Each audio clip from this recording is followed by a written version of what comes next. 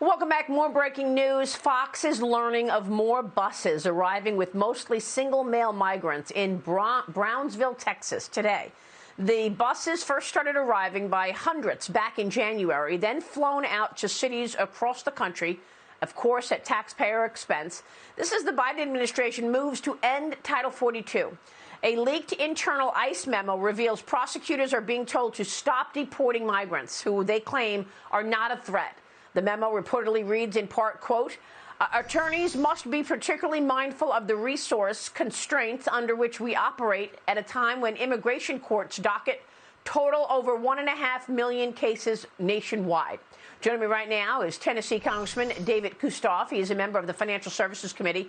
Congressman, good to see you. Thanks very much. So how much is all of this costing the United States? I mean, Congressman, what are your thoughts on the economic implications of the wide open borders?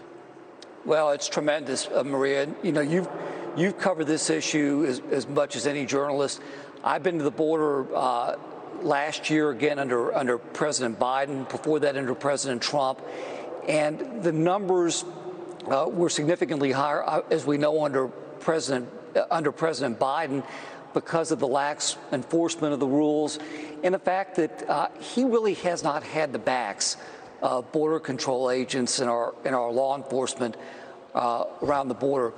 I think about Title 42 and all the discussion about if Title 42 does go away, as the Biden administration proposes. And, you know, when you consider that Title 42 has prevented about 1.7 million people from coming over the border since its implementation, those are huge numbers. So I give you that as an example to answer your question.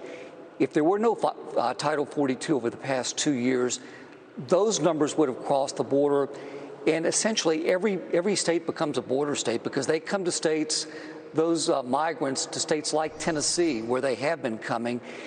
So it affects everybody from a security standpoint, and it certainly affects us from a fiscal standpoint. Yeah. Well, I mean, I guess one of the issues, you know, is how much is this costing us, and what do we think the president is allocating toward border security? I mean, he came out with a $5.8 trillion budget proposal the other day, and I noticed that there's no increase in spending for Homeland Security. I noticed that there's a decline in defense spending. I mean, when you're looking at an increase of 20% spending at the IRS and a 4% increasing of spending on defense, you've got to look at that and say that that's a decline in spending for defense, given the fact that inflation is running at 8%. There's no doubt about it. Is there no acknowledgement? No, I don't think there is an acknowledgement. And remember what Biden and Harris campaigned on. They essentially campaigned on open borders. They campaigned on the welcome mat for everybody to come through. So we're seeing a campaign promise fulfilled by President Biden and Vice President Harris. And I really feel, again, you visited the border. I visited with those law enforcement officials, our border control folks. They're doing the best job they can. And I know that in my time in Congress, I voted for the border wall. The wall works. And the fact that you can literally walk along the border where you see the wall there, the physical structure there, and then there's no wall. Right. And like I did several months ago when I saw steel beams, those beams that we see that make up the border wall, just laying on the ground. And I have a border control officer tell me the work to construct the wall ended on January 20th, 2021, when Biden took office.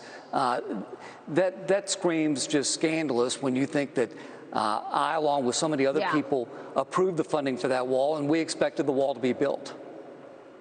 Right. Well, let me move on and ask you about financial services. Congressman, you are going to be among those questioning Treasury Secretary Janet Yellen tomorrow. Tell me what you want to hear from the Treasury Secretary, where you'll be focused in tomorrow's testimony. Yeah, I really want to hear, I'd like to hear a mea culpa. She advocated for these big spending programs like the American Rescue Plan and the infrastructure bill that was passed in November. We know that has pumped literally trillions of dollars into the economy, and you don't have to be an economist to know that when the federal government prints that much money and flushes it into the system, that has tremendous inflationary pressures. When the first two things that people talk to me about, and I'm sure every other member of Congress is, I'm paying a whole lot more for gasoline, and I'm paying a lot more at the grocery store than I did 12, 18 months ago. It's real. So, number one, was she wrong? And is this administration wrong for advocating these big spending programs? And then I'm going to ask her to put on her Fed chairman cap, because obviously she was the chairman of the Federal Reserve. How tight does she need? Does the current Federal Reserve need to tighten policy to beat this down? And does that cause a recession? And do we see a soft landing? Well, I guess the last time she testified on the Hill, she said that inflation was transitory. She said it many times, that inflation was. So I'd like to know what she saw then to make her feel that it was transitory, when in fact a lot of people were saying, no, it's not transitory.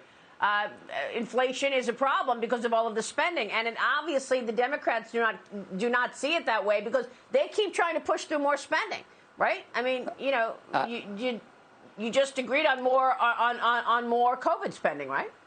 Yeah, I mean, she would talk about being transitory, inflation being transitory. Other people, the Fed, would talk about inflation being transitory. I'd be at home and talk to my constituents and see what was happening. I'd say, you may have the data or whatever data you're analyzing, but it doesn't feel transitory. And it wasn't, and it isn't. Congressman, it's good to see you. We'll be watching the testimony and certainly your line of questioning. Thank you so much for being here this morning. Thank you, Maria.